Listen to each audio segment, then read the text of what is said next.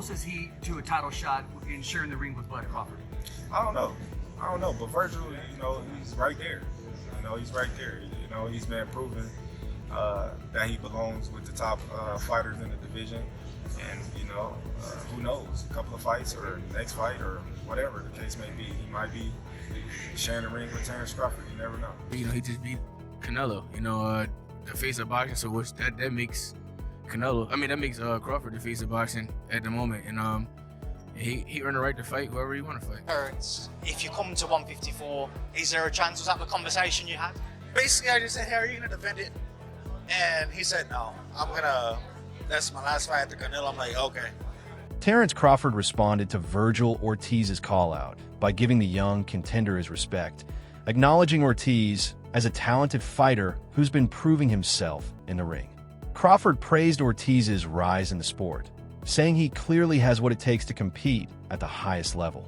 When asked about the possibility of facing him, Crawford kept things open-ended, saying the future holds many possibilities. What's your message now to Terence Crawford? I'm here whenever. I'm ready to fight whenever. I'm here to fight anybody. I don't care if it's Crawford, Spence. Vergil Ortiz called out Terence Crawford, making it clear that his goal is to take on the best fighters in boxing. He said facing challenges like Crawford pushes him to keep improving and proving himself among the elite. Confident in his power and progress at 154 pounds, Ortiz emphasized that he's ready for the big names and wants major fights next. Look, I'm here to fight the best. I don't care who it is. It can be Boots next, it can be Spence next, it can be Crawford next, if he's still willing to do it. Because that's a fight that I've been calling for a while. I think that's a great fight to make happen still. And we're just going to keep doing what I do best. Vergil Ortiz spoke with unwavering confidence, claiming that even if Terence Crawford were still in his absolute prime, he could beat him. Ortiz explained that he studied Crawford's every move and deeply respects his accomplishments, but firmly believes in his own power, speed, and timing. He emphasized that his confidence isn't arrogance, but the result of hard work and growth since moving up in weight. Many see Ortiz's remarks as bold, given Crawford's dominance across multiple divisions and his standing as one of the best pound-for-pound fighters in the world. Still, Ortiz insists that Crawford isn't unbeatable and believes he can exploit openings others have missed. His comments have ignited debate among fans and analysts about whether the young contender truly has what it takes to challenge a proven champion like Crawford. 5 fighters that you would like to fight coming up. So we got Tim Tszyu, we got Crawford, Spence, or I guess you can say the winner of Spence or Fundora. Charlo's a good one. Who else we got at 54? You want to fight Terence Crawford right now? I would love to fight him, man. I think he's like probably the number 1 pound for pound fighter right now. Do you think he's out of his peak? No. Or is he in his peak now? I think he's in his peak. And you're saying you could beat a peak prime Terence Crawford? I'm saying I believe that I can. I respect it 100%. I believe that I can. No, I respect him as a fighter, though. That's the thing. When I want to fight people, it doesn't mean that, oh, I don't like you. Like, let's get it on. It's more like I respect your skills, and I want to see if I can beat you. After Vergil Ortiz's victory over Israel Madrimov, fans were quick to compare his performance to Terence Crawford's previous bout with the same opponent. Crawford responded to those comparisons calmly but confidently, saying that while Ortiz got the win, he didn't look dominant. He noted that Madrimov didn't seem as sharp or well-conditioned as he was during their own fight, suggesting the version Ortiz faced wasn't at his best. Crawford made it clear that Ortiz's win doesn't necessarily show how he'd perform against an elite fighter like himself. His response, though measured, carried a firm undertone, reminding fans that while Ortiz is skilled and improving, Crawford's superior ring IQ and experience are what set him apart from the rest. But he just, he was more prepared for my fight. If you watch him, he was winning the fight, and he gassed out. Oh yeah, that's true. He gassed out, and he said from, I don't know what type of sickness he had. So condition-wise, he wasn't as prepared. Yeah, that he had to pull out the first fight and come back. I don't know, but Vergil did good. He put a lot of pressure on him, and fought a good fight. But you could tell that He didn't leave unscarred. You know, when you look at the faces of both fighters, you would have thought Vergil lost. Oh, okay. I did hurt his hand. His knuckle was broken. I don't know if you've seen him. Like last couple of Vergil. Yeah. Ortiz, yeah, he had a broke hand, but he said he didn't know anyway. He didn't feel it throughout the fight. It was a good fight. I thought Madrimov was doing too much moving. Right. You know, in the beginning rounds, which that was getting him the rounds in the bank, but at the same time he was exerting too much energy. How do you feel about when people say, because Eddie Hearn said it, a few people were saying it, that you moved up to 154 and you didn't have the success that you had in all these times. So they're thinking it's because of the weight, when I'm saying it's the style. Madrimov wasn't trying to commit as much, and you hurt him, he never hurt you. Right. So how do you feel about everybody saying that? Well, I laugh.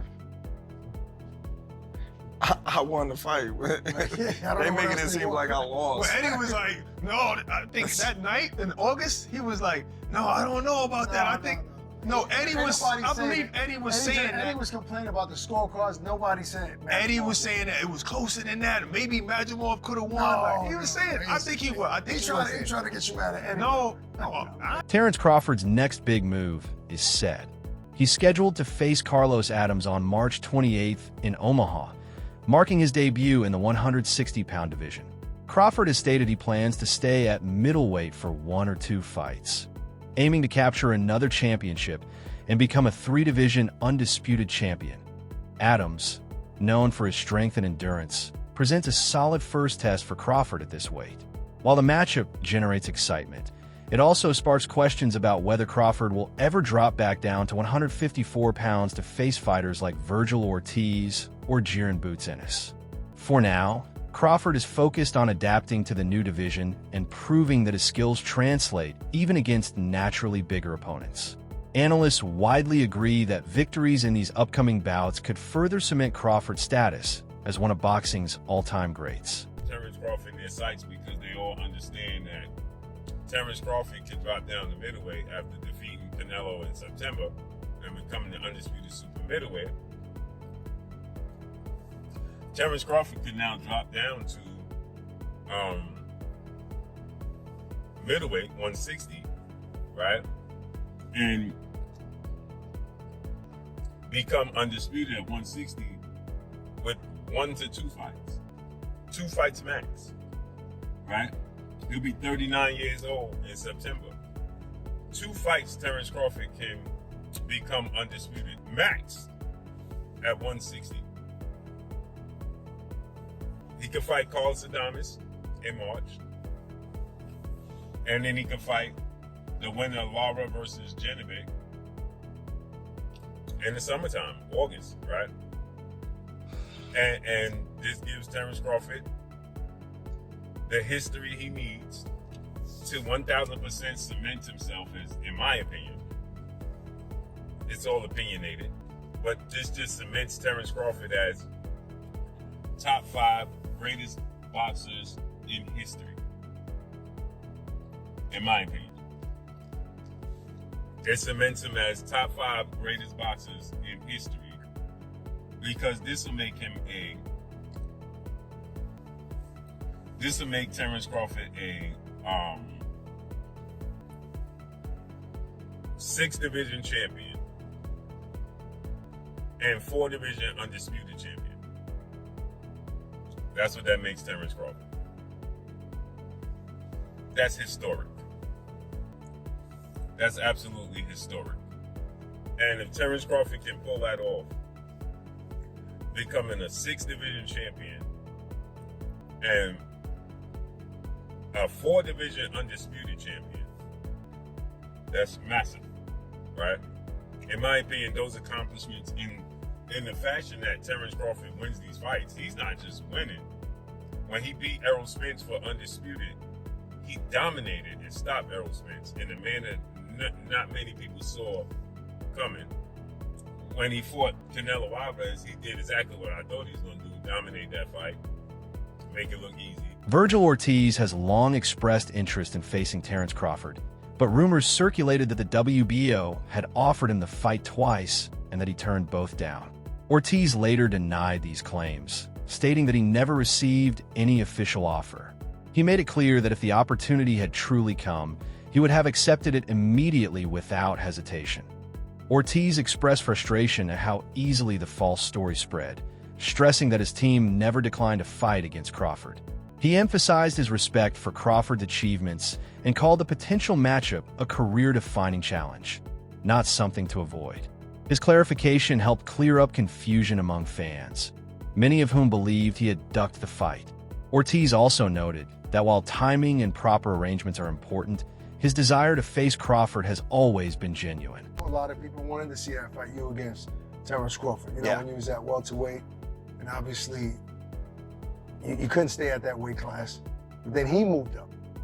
Was there ever a point where the Terence Crawford fight was a reality, like a real offer, like real negotiations going back and forth, or was it never that close? It was never that close, man. So, you know, I know a lot of people say that the WBO president said that we turned on the fight. I never got an offer. I wouldn't have said no. I would not have. I wanted that fight so bad. I mean, I'm not the type of person to say, oh, I want to fight this guy and keep pushing it and then get the opportunity and say no. There are fighters like that. I'm not like that. Yeah, you know, we believe that. I would have said yes. But what about your trainer, Robert? Have you ever had a conversation with him about the Terence Crawford fight? More with my dad. Okay. More with my dad. You know, there were some days where he'll be like, you beat him if you fight like this, or if you fight like this, you don't beat him. So, really? Your father yeah, he would tell me. No, he tells me the truth. He tells me the truth. If you fight him like this, you beat him. Other days, you're not gonna beat him like this. You know, you might not remember, but when we had our show, I believe it was called Sweet Scientist at the time with The Zone, and we had you on, and you were one of our first guests, and I asked you about Crawford, and you was like, nah, not yet, I'm not ready. You know, that was humble. No one really speaks like that. Now, you was ready for him maybe about 6 months later, but still, you were humble enough to say that. Do you remember that? I don't. You know, no, I don't. Hell no, you can't. You got him. What we thinking? Jiren Ennis, another top contender at super welterweight, has also expressed interest in facing Terence Crawford. He acknowledged that after Crawford's victory over Canelo Alvarez, the veteran has become the face of boxing, meaning the next move is ultimately up to him. Ennis praised Crawford's accomplishments, but made it clear that he's ready whenever the opportunity arises. He emphasized that he doesn't chase fights out of desperation, yet he sees facing Crawford as a chance to prove himself against one of the sport's best technicians. Fans viewed his comments as both respectful and assertive. Following his most recent win, Vergil Ortiz was met in the ring by Jiren Ennis. The two exchanged words in a friendly yet competitive manner, sparking immediate buzz around a potential matchup. This encounter highlighted the tension and excitement already building between the two top contenders. Ennis, who currently holds the WBA super welterweight title, had previously hinted at wanting a clash with one of boxing's biggest names before his fight with Erickson Lubin. Seeing Ortiz and Ennis share the ring after Ortiz's victory gave fans hope for what could become one of boxing's marquee events in 2026. The moment underscored that both fighters are aware of their growing reputations and the importance of delivering the fights fans truly want to see. Sure. And I think this is one of the best American fights that can be made. Sure. And with all due respect to everyone else around the world, I think it has to be in America. For sure. Right? Gotta be. It gotta be. I feel like you gotta do this one in the States because everybody want to see it. Everybody go. I think it's a pay-per-view fight and I think everybody will pay to see it, or everybody will come out to come see it wherever it's at, whether it's in Vegas, Madison Square Garden, wherever it's at. What's your obviously you'd love it in Philly, but I don't think it'll be Philly, right? No, absolutely. Okay, it's not gonna be in Philly. Yeah. So where was the ideal spot for it? What deserves to host this fight? Which venue in your opinion? To me, either anywhere in Vegas, so like a T-Mobile Arena, yeah, or maybe go old school MGM. Oh man, I love the MGM. Or we can go Madison Square Garden. Okay. I think Madison Square Garden would be crazy as well. That'd be historic as well. So either one. There aren't enough big fights at the big MSG. No, I'm not talking about the theater. No, I'm talking about the big one. Yes, I'm talking about the big one. That's why I say I want to. I always wanted to fight at MSG anyway. So, I like how it looks in there. It's real. It's really incredible. nice. When they have fights and stuff in there. So, for me, it would be either the T-Mobile Arena or take it back. We can go old MGM, or we can do, you know, Madison Square Garden. Do you think he would say yes to MSG because that's kind of a home game for you, right? That's so close to Philly. I mean, I feel like he has a deep fan base, you know. Yeah. I feel like all his fans and stuff will come. If it was to be in New York, I feel like they all will come. You know, he got a good fan base. I got a good fan base. I feel like it'll make for a great fight. And who don't want to come to New York? Oh my God. There was a time where MSG was holding all these big fights, hosting, and now I feel like, you know, every couple of years we got Taylor Serrano. Yeah. Prior to that, it was, you know, Brooklyn's cool and all, but we got to go back to the Mecca. Mecca is the best. I would absolutely love that. In your perfect world as well, he fights November 8th. Yep. How soon could we get this fight? You obviously didn't get hurt in your fight, I would imagine, right? 72 seconds? Yeah. Unless something happened? I mean, it depends on how his fight go. You know, if he's in a war, yeah, maybe we'll see. Maybe April, you know, March, April. You know, if not, if he make quick work of it, who knows? We could be back in there sooner. You know, so it's all up to how him right now, because he's the one that has a fight. You know, hopefully he doesn't get no cuts, no broken, you know, hands or anything, or anything hurt on him. So it's dependent on him at the moment. The other two options, of course, Sebastian Fundora and I think Xander Zayas. Yeah. What I'm hearing is there is some interest from MSG to have you versus Xander Zayas at MSG. Are you hearing this as well? I'm with whatever. That's what I can't wait. You want all these guys? I like these options for you. I'm really about to show y'all. Like, I'm about to run through these guys. I'm about to run through these guys and show y'all one by one. Like, this 154 really mine, and I'm gonna shut everybody up. I can't wait. I hear the little chatters and all the little talks. What do you hear? Like, What's bothering you? What are people saying? It's just little They're things. questioning you. They questioning, and it's cool, you know. And I love it. You know, they're not doing nothing but adding fuel to the fire. Yeah. And it's gonna make it worse each and every time for whoever's stepping in the ring with me. Seeing what Terence did not that long ago, did that give you motivation? Because it feels like for the longest time people were questioning him, doubting him. He wasn't getting the big opportunities, the big fights. Do you see yourself in his journey a little bit as well? I mean, Tim Bradley, the former American professional boxer, expressed doubts about a potential matchup between Vergil Ortiz and Boots Ennis.